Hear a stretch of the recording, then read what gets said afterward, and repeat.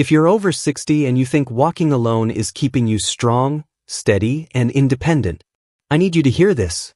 Because walking is not bad. But walking blindly every single day, thinking it's enough to protect your muscles, your balance, your knees, and your confidence, that's where many people go wrong. And I see it all the time. People tell me, I walk every morning, so I'm doing fine. But then they struggle getting up from a chair. They feel wobbly on stairs. Their legs feel weaker every year. And they're confused. Today, I want to open your eyes to something important. After 60, your body needs more than just forward motion. It needs strength signals. It needs balance challenges. It needs controlled movement that tells your muscles, your joints, and your brain to stay sharp. And in this video, I'm going to show you 3 simple moves that do exactly that. These are not gym exercises. You don't need equipment. You don't need to sweat like crazy. But if you do these instead of just walking blindly every day, your body will respond in a powerful way. Now, before anyone gets defensive, let me say this clearly. Walking is great. It's good for your heart. It's good for your mood. It's good for circulation. But walking alone does not build muscle after 60. It does not protect you from falls the way you think. And it does not train your body to handle real-life movements like standing, turning, reaching, and stabilizing yourself when you lose balance. That's why so many people who walk daily still fall, still lose leg strength, still feel unstable. Your body adapts only to what you challenge it with. And if the challenge never changes, neither does your body. Think about how you actually move during the day. You don't just walk in a straight line. You get up from chairs. You step sideways. You turn quickly. You reach for things. You catch yourself when you trip. Walking doesn't train most of that. These 3 moves do. And the best part? You can do them at home, in just a few minutes a day, and they work together to rebuild strength, balance, and confidence from the ground up. Let's start with the first move, and this one is a game changer for your legs, your hips, and your independence. It looks simple, but don't underestimate it. This is controlled sit to stand. Not rushed. Not using your hands if you can avoid it. Just you, your legs, and gravity. Every time you stand up from a chair, your body uses some of the most important muscles for staying independent. Your thighs, your hips, your glutes, even your core. But here's the mistake most people make. They drop into the chair fast, or they push up with their hands. That teaches your legs to do less work. What we want is the opposite. So imagine sitting on a chair. Feet flat on the floor. Chest tall. And now you slowly stand up, pushing through your heels, squeezing your legs and hips. No momentum. No bouncing. Then you slowly sit back down like you're lowering yourself onto thin ice. That slow lowering part is gold. That's where strength is rebuilt. That's where your knees learn to trust your muscles again. That's where balance improves without you even realizing it. If you do this slowly, even 5 or 6 times, your legs will feel it more than a long walk. And over time, this movement makes stairs easier, chairs easier, toilets easier, cars easier. This is real-life strength.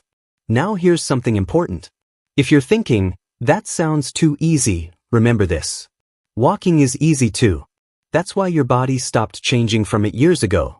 Strength comes from controlled effort. And after 60, slow and controlled beats fast and careless every time. This move alone already gives you more benefit than many people get from miles of walking.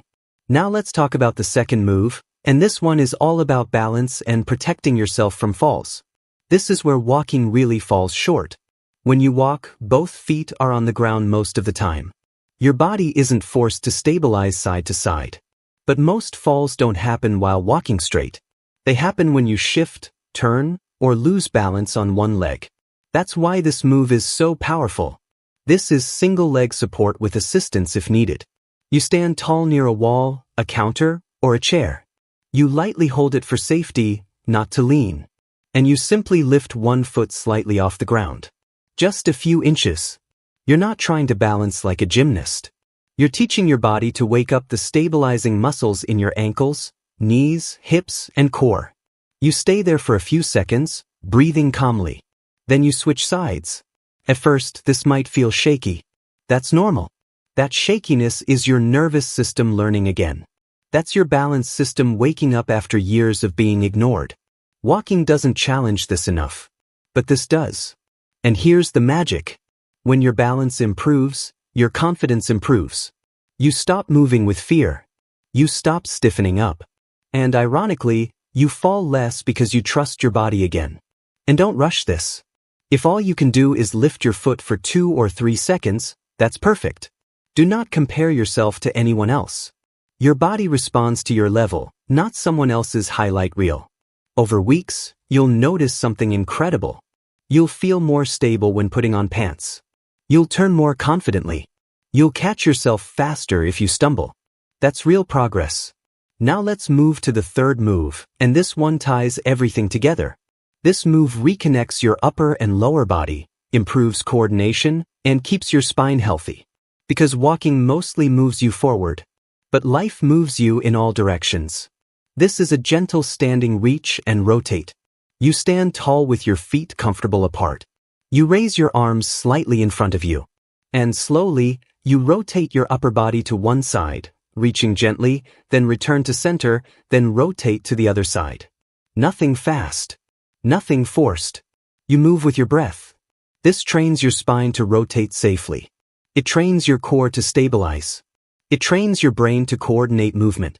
And it improves posture, which most people don't realize plays a huge role in balance. When your posture improves, your center of gravity improves.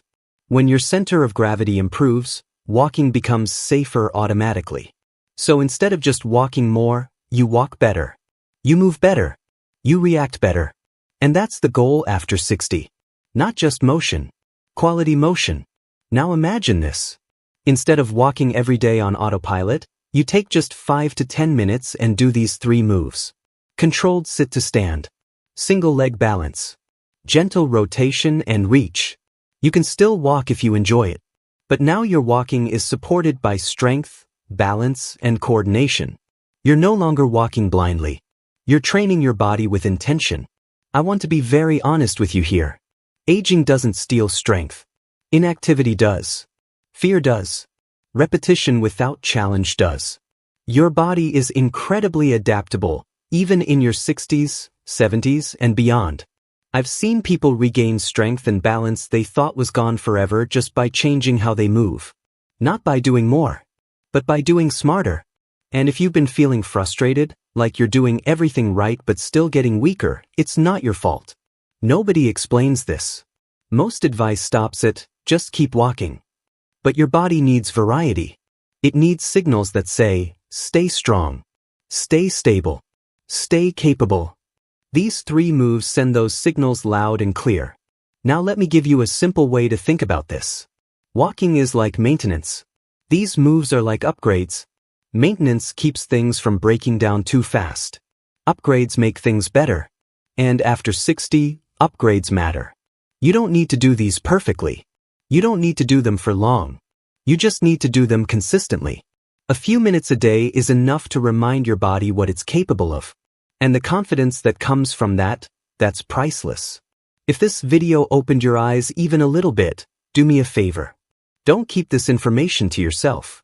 There's someone in your life over 60 who's walking every day and still struggling. Share this with them. It might change how they move for the rest of their life.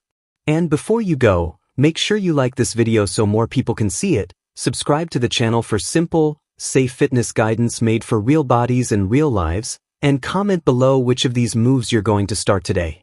Your future self will thank you for it.